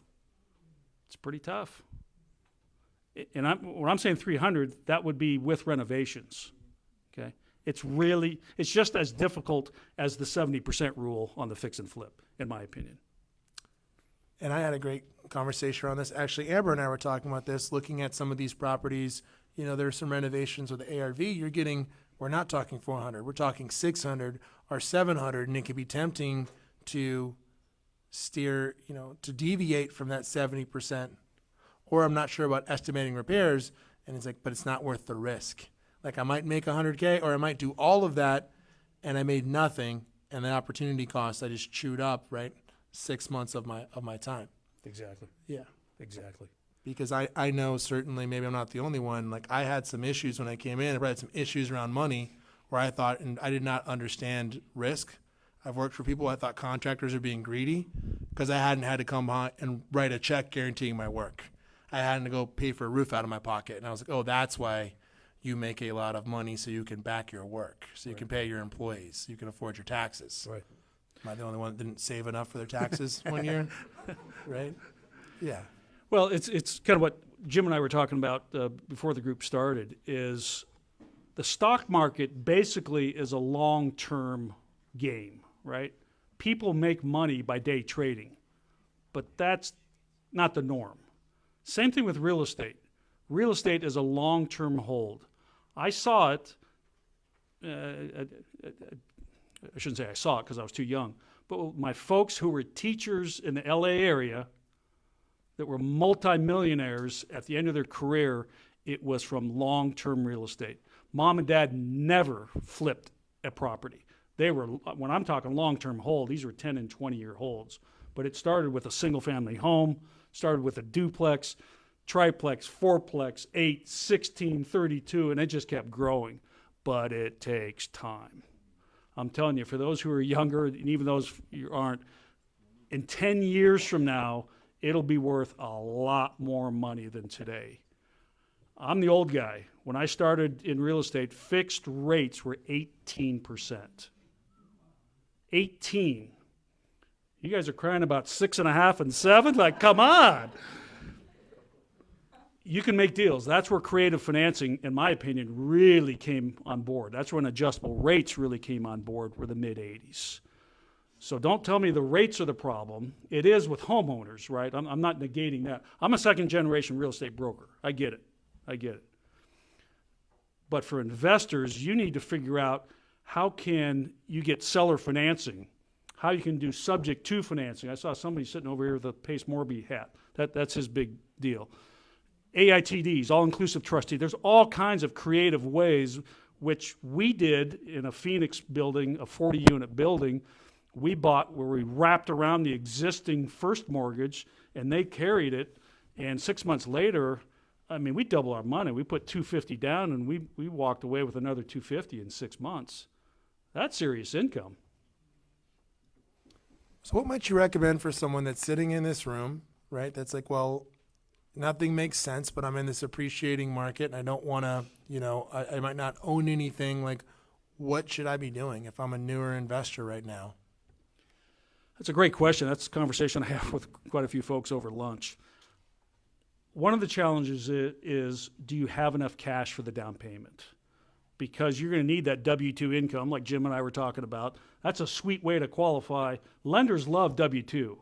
I was a mortgage broker in California. Lenders don't like I wouldn't say they don't like self-employed, but it's much harder to get the loan. You get W-2, you just show them the W-2 for the last 2 years. It's pretty simple, okay? You start having to pull out Schedule E, C, 1099s, everything. It's a whole different thing. So first of all, you've got to be able to qualify for a loan, which means income and credit. If you don't, you hook up with somebody else, possibly in this room, just like the designer here with Jim and Amber. But on the financial side, that's how a lot of people get started. They may have the credit, they may have the W-2 job at Oak Ridge, like Zach has, right? You still working at Oak Ridge? Yeah. Okay. So he's got the W-2, but he's also side hustling with it. Honestly, that's about the only way you can get doing it. I will tell you, it's 10 times easier here. Where I'm from, and we were just in San Diego last weekend, the average home is $1.1 million in San Diego. Here it's about $450, give or take.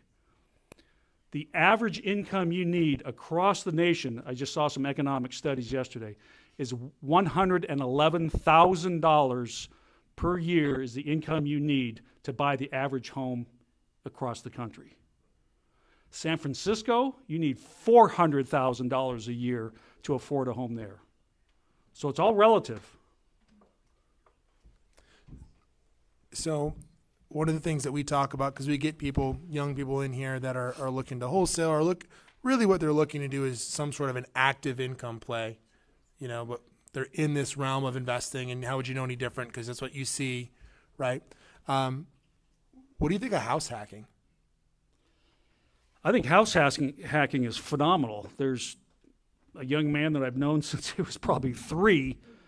We used to go to church with. He's a really bright young man, CPA in Austin, Texas. And he contacted me about a month ago and he said, would you mentor me? I need to buy a house.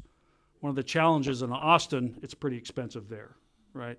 But that's exactly what I told him to do. I said, it's a little tougher. Either house hack or get a duplex. If you can't handle somebody sharing the same sink with you, get that duplex. But that's exactly what I told him to do. I just sent him an email today and say, how are you doing on the purchase side? So I see Nathan raising his hand, but just for anyone that doesn't know, house hacking is just a fancy name for getting roommates, right? You buy a home, you find roommates, right, to offset your mortgage. Another way you can do this is you go in, and I was just having a conversation with my buddy Mark Court, right, down in Tampa. He says he's talking to a single guy. He's like, stop. We are not going to look at new construction homes out in the suburbs. We're going to go buy a condo. And then you're going to, when you meet someone nice, you're going to rent that thing out, right? And you can go buy that house in the suburbs, right? That's that move up strategy. Again, very simple, common sense. That's a very simple way, right, to buy an entry level home, live in it, put 3 or 5% down. We're in an appreciating market, get some roommates, and then turn that into a rental, buy another primary residence with that minimal amount down. Yeah. And for any veterans who have the veteran eligibility, I mean, you're talking zero down, literally zero down. So there's all kinds of phenomenal lending programs with that, with the Fannie Mae first-time home buyer, FHA at 3.5%. The realtors are going to know a lot more than I, especially about all the programs here. If you're the owner-occupant, that's the big key. If you're an investor, they're going to look at you and say, at least 20% down, maybe 25%. Back in the old days when I started, it was 30% down. It was a serious check. So, do you know for someone who's buying a house as a house hack, do they use the anticipated rental income for DTI purposes when purchasing? It's been a long, so the question is, if I'm understanding it, you're buying the house and say your payment's gonna be $2,000 a month, and let's just say you're gonna rent out a portion for $1,000 a month. Does the lender count that $1,000 a month as part of the qualifying income? Or a prorated portion, a local bank will count a portion. Stand back here, who's with is it Arledge? Arledge? Yeah, commercial money, but I was a loan officer too for 15 years, and my wife worked for Freddie for 30 years, so I know all the rules. So what's the answer? The answer is no. Absolutely no. Good answer. That's how we started our daughter. We bought her a condo, 2-bedroom condo, 2-bath condo. She had a roommate. Her payment was $1,800. Her renter paid, which was her best friend, paid her $1,000 a month. Her rent was $800, and when she sold it 3 years later, she made $40,000 on it in Chicago, and then bought another house where she moved to Baltimore, and got in a single family. And the reason that the lender, which really trickles all the way back to, you probably heard of Fannie Mae and Freddie Mac, they don't take it. And the short answer is because if something happens to that roommate, next month they move out, they get in a spat. That's one of the challenges as a landlord. I'm not too excited about two roommates moving in together in our residence for the very first time together. What if they don't like each other? And believe me, when I've run over 1,000 units plus our own, I've seen a few. I haven't seen any homicides over that, but close. Stan, if I buy a duplex, is it the same? I've got to qualify my own income, or can I use that offsetting income with certain programs? The caveat is typically you've had to have prior rental experience and collected rents within the last 2 years to be eligible to use the rents. It's Got a it. standard rule. Now, however, the VA is a little bit more lenient on that if you're a veteran, you buy a duplex. But it's not impossible. They're a little bit more flexible when you buy a 4-unit because they know you can't live in all 4 units. Sure. So. But they instead of counting like 100%, they'll count like 70% of the rental, and so they'll discount it and still let you use part of it. So what Stan said is if you're buying a fourplex, right? Because we know that conventional, if you don't know this, there's new conventional rules where you can buy a fourplex with only a 5% down payment, like on that conventional side. There's also, you can do that on the FHA side, but you'd have to refi back out of that to get rid of your private mortgage insurance. But you can offset some of that, but the challenge is like on a duplex, can I qualify that on my own ordinary income? Can I carry that myself? And what we're really looking at that is there's a secondary market in mortgages where these mortgages are being resold. So your mortgage lender, whoever you're talking to, has a finite pool of money on this origination side, right? They're originating that loan, then they're coming back and they're saying, we have a bundle of these mortgages, we're putting them together, and we're reselling them to another institution because then it's just a debt instrument. It's just another way for people to invest, which is one of the things that happened in 2008, right? We had credit rating agencies that were rating securities they'd created securities backed by these loans. They were A-rated, so it let pension funds and other people invest in this, which is what tanked the economy. It wasn't the 1.4 trillion in bad loans. It was all of the other effects, the shorting, the mortgage-backed securities, collateralized debt obligations, right? That ripple effect in the market. Just a couple simple things for me. I've got one story to tell whenever we're done. Yeah. Okay. Is real estate, you heard me say, to me, it's a long-term hold. Secondly, you really make your money when you sell the property. That's when you make the big bucks. $850 a month is terrific cash flow on a rental. Most people don't make $850 a month real positive net cash flow. They just don't. Because all Cory would have to do, if that's the case, is buy 10 of them. He'd be making well over $100,000 a year, right? Just on 10 properties. So you really make your money, I'll get you set. You really make your money when you sell it. However, the cash flow gets you from here to there. The sweetest part, in my opinion, with real estate is you refinance it, you take cash out tax-free. And I'm talking if you had this building, let's just say this building is $10 million, okay? You take this building and you take $3 million cash out, tax-free. You know how long it would take you to make $3 million on a W-2 income? That's the biggest kicker, in my opinion, for real estate, is you hold it for a while, you refinance it because the value has gone up, you take cash out, the rents have gone up, so yes, your payment is higher, but your rent is higher. And you can go to the Bahamas, you can buy the boat, you can do whatever you want. It is legitimately tax-free. Buy another property. I'm sorry? Buy another property. Exactly. And that's the Burr method that you guys will be talking about in a couple months, okay? But All right. that's the biggest kicker, in my opinion, for real estate. Tax-free, serious money. Phil, what's your question? So I have a question related to something you just said about two people moving in together and potentially not getting along.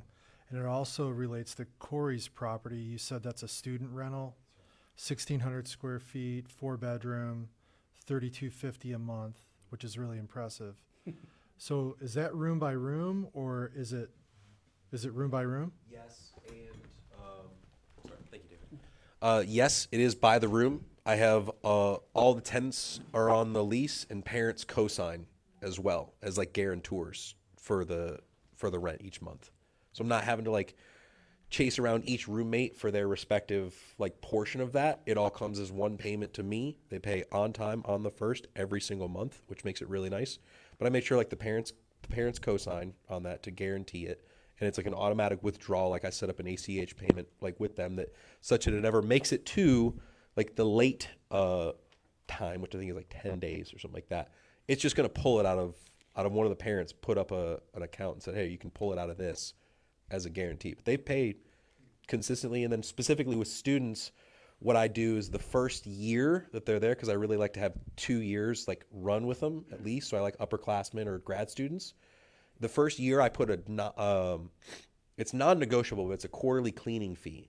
So like Ashley, who cleans our listings, cleans our house, right? And cleans Justin's house.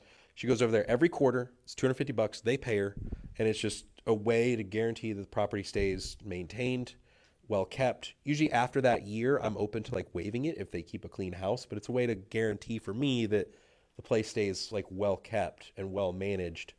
And like I say, the parents usually are fine to pay it. I mean, right now with like the lack of student housing that's available, there's a real premium on it. So where I get $800 a bedroom, realistically, I could probably even go up a little bit more from that. I just like to go a little bit lower because then I can really choose, say, like who's going in there. I'm not just, say, juicing it for all it's worth, and then I have to just get the first person that like takes it. I'd rather have a couple of different applications to vet through. And typically they're getting along, so. Yeah, like in this case, I mean, they were already previously roommates. So like to his point, like they're not doing it for the first time. Okay. They were already roommates. They rented a house down in like 4th and Gill that was in pretty like rough shape. And they were like, this guy's just kind of a slumlord, really not treating it well. They came to that one and it's really nicely redone. And so they looked at it as like, no, this is a great opportunity for us to move. We can be even closer to campus. Yeah, so that one does really, really well. Great. Thanks a lot. David? Where'd you have that one listed to find the renters? Zillow. Nathan asked where it was listed to Where it find was the listed. renters. Zillow, actually, is where I put it up. And I had like the 7 applications came in literally over a weekend. I made sure to like start, you know, like it was in July, something like that, which I mean, right from like now through then is going to be your sweet spot when if you're really say targeting the students is really coming up here like April, May, June, July. That's your time when they're all moving in and out.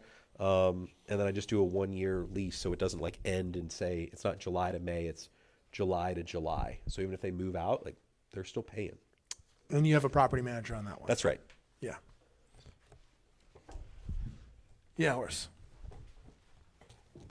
What would be a good resource for the subject to like learn about how to do that? Can you like do some type of house hacking or some type of other strategy on top of it? That's a tough question. Sub 2, I mean, a guy by the name of Pace Morby, I know a little bit about him. And some of these fees I think are really substantial. I mean, possibly 20 grand to take these courses, okay? Yeah, Blair Halver, another guy in North Carolina, guy that we learned a lot of lease option stuff from. Most of those are going to start probably at 6-8 grand, with it. It's very complex. It's the real challenge is you can set it up correctly. The lender still has the right to call the loan. There's some debate, and I've had conversations with it, but they really do. I've done probably 2 or 3 sub 2s. I've had conversations with lenders, no problem. Yeah. So we taught that last year. So we've got that if you go to YouTube, right, the Grid Investor YouTube channel, you can find where we went there. We taught how to do lease, subject to, how to do a lease option, how to do owner financing. Had a great conversation with Jason McDaniel, who's got 40 owner finance properties locally, with just his scripts and his methods for doing so. It's something if you're curious about, we can talk to you about. We've run these plays, like Rob Chavez that founded Grid is doing these. The thing to keep in mind on some of these strategies are they're marketed as something that anyone can do, where you can buy properties without cash, right?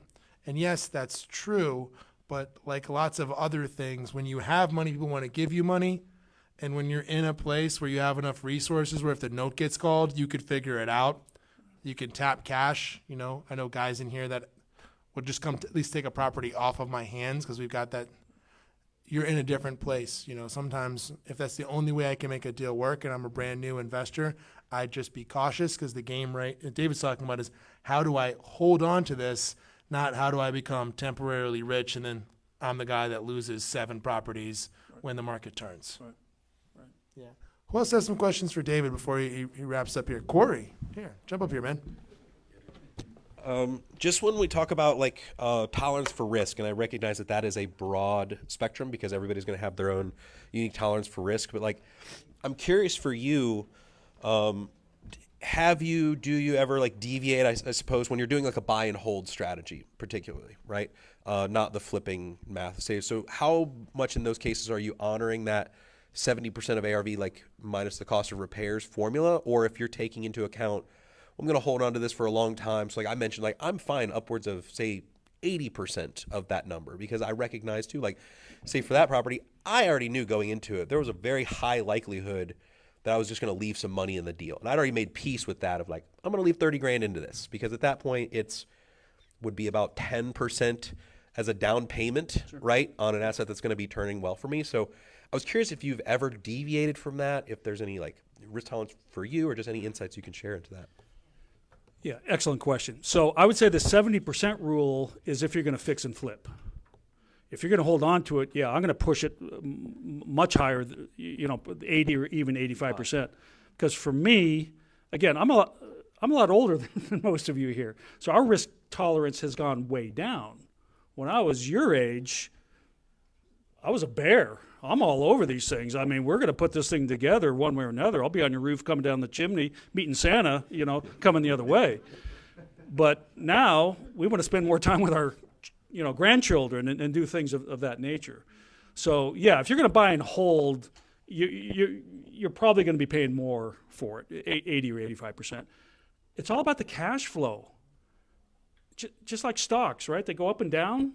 It doesn't really hurt you unless you sell it. Same thing with real estate. If you're making $850 a month on this house and the house drops by $80,000, which it won't, who cares? Okay, so maybe if the house drops by 80 grand, probably the rent's going to drop some. So now he's making $600 a month. Cash flow is the key. You cut your cash flow off. I have had 2 lunches with friends of mine who were multi-millionaires. And they lost everything. They went bankrupt because they were betting on the future of what the property would be worth, and they took their eye off the ball of the cash flow. It's no fun having lunch with grown men crying at the table when you're having lunch. It's heartbreaking. Yeah, I appreciate you sharing that perspective because I'm a little bit more I've got a higher tolerance for risk, so I am in that like 80 to 85% because I'm by and large playing the long game. If it's something I know I'm going to be sitting on for a long time, then sure, I'm willing to be a little bit more risk tolerant on that, right? You were going to share a story with us here, Yep. and I wanted to make Yep. sure we had some time for you So to share that. I'll end with my story. And this is one where things don't go well. Okay? City of Escondido, which is a city in San Diego, they contacted me because we had done quite a few homes there. They said, Dave, we are widening the road. We're taking these homes by eminent domain. The guy who was going to buy these 2 homes backed out at the last minute. We're putting pressure on the house movers because these homes are already up on steel beams. California homes are a little bit different. We're on slabs. It's tough to move a slab house, get the steel beams underneath. They were on the steel beams, on the blocks, about so high off the ground, ready to go. And the city said, Dave, we're going to bulldoze those homes if he doesn't move those quickly. Here's the guy's phone number who's moving the homes. He's already done the hard work. He just needs to move it off and get it out. I contact him and he says, I'll sell both homes to you for $5,000, includes the homes, the garages, and moving across town and setting. Great. I've never moved a house before. My famous statement, what could go wrong? We put the deal together. I buy the land about 1.5 miles away, and it's pretty wild seeing a house. I don't know if you've ever seen a house moved. It's wild seeing that rascal go down the road. I mean, you talk about a mobile home. This thing is just going. We get down there, and working with these guys, and no offense if anybody here works in the circus, but these were like circus carnival guys. I mean, rough.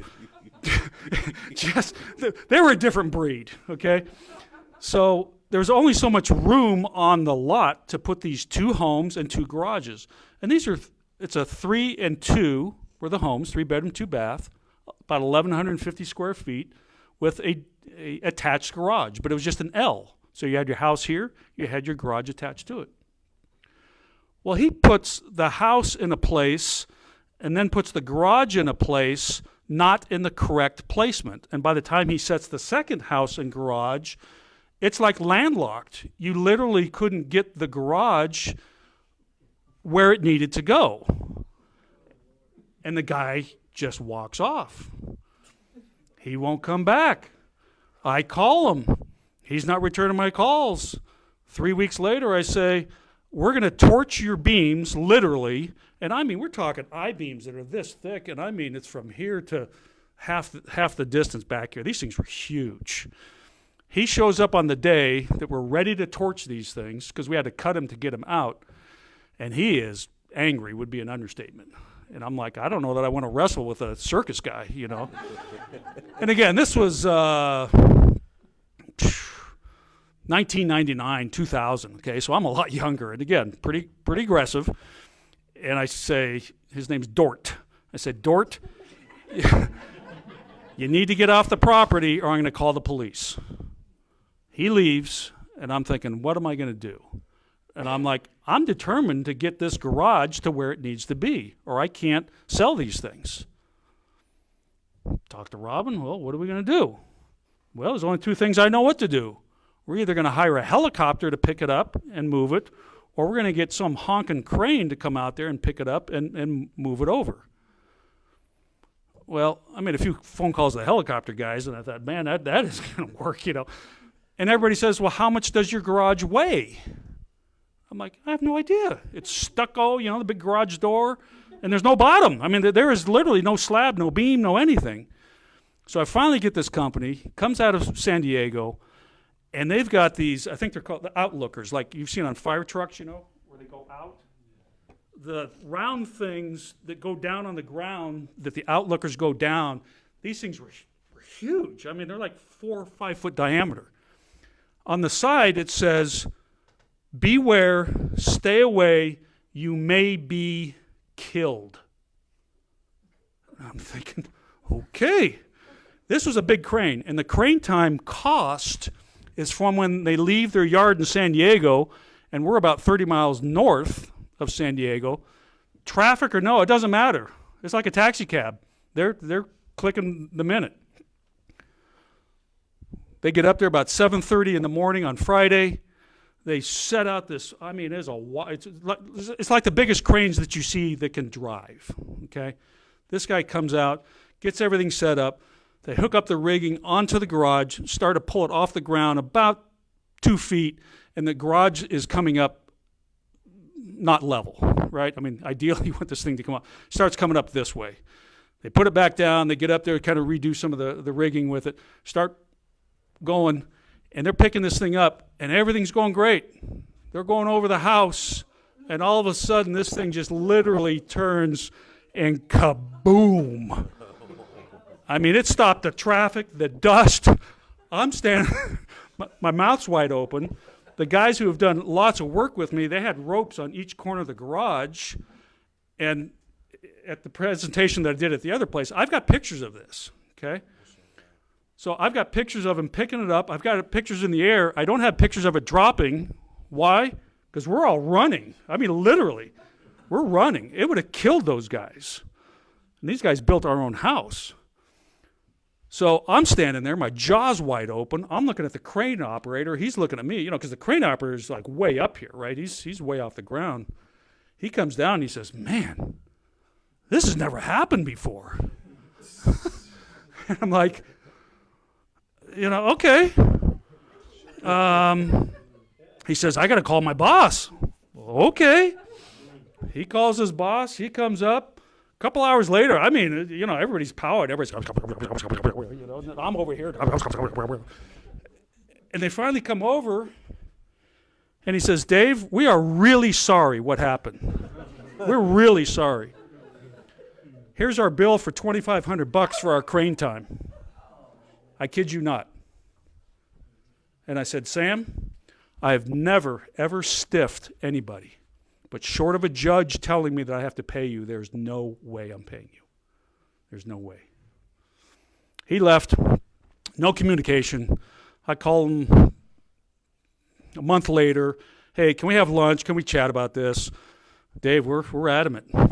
It's crane time, you know." I'm like, oh, man. So I contact an attorney. He says, "Dave, you're going to win this case, hands down. Problem is, it's going to cost you more to fight it than what they owe you," which is probably about 10 grand is what I figured, the garage, plus some of the damage to I mean, yeah, like I said, you guys are too young. Anybody ever make those popsicle sticks where you put the popsicle sticks together and you throw a little popsicle bomb? That's what my garage looked like. Okay, this thing was just splintered. We literally got snow shovels, which hard to find in San Diego, and scooped it into one of Zach's dumpsters, you know? So the attorney says, "I'll give you all the advice you need for free." And I thought, boy, I must be in heaven. He says, I just want to know the results of this. What happens? I'll coach you the whole way, but I can't show up for small claims. Cool. We get there. We're at small claims. I'm on the plaintiff side. They're on the defendant side. I got pictures. I said, "Your Honor, there's no question what happened. I mean, here are the pictures. The question is who's responsible." While I'm talking, the judge, I kid you not, he pulls out his nail clippers and starts clipping his nails while I'm talking. I'm not Perry Mason, but I'm thinking this probably isn't going the best way.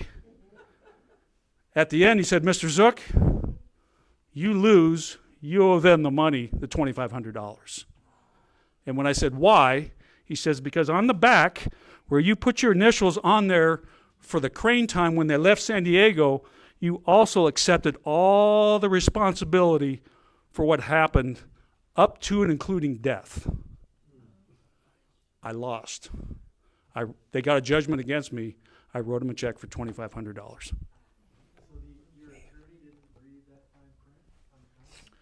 He did, but he didn't feel that the judge was going to go for it. Again, small claims judges are, I mean, I could tell you other stories of other judges, but. Gosh, so read the fine print, so to speak, but I mean, God, what a... So real estate investing sometimes has some little curveballs in it, and it can get your emotions really going. Wow, yeah. Well, thank you so much. Really appreciate your time. Thank you for sharing that with us. Give everybody a round of applause.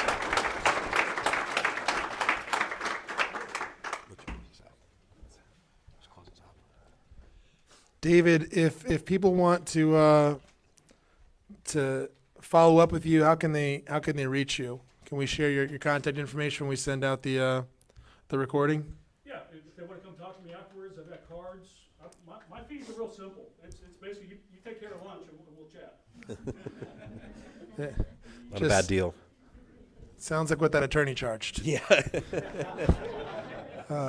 No, thank you so much, David. We appreciate you coming out. Thank you all for being here. So next month we are going to be talking about how to buy and hold, how to burr, right? So one of the most foundational ones.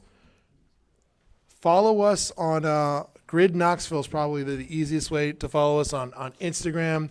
We've committed to putting out a lot of content there of these past recordings.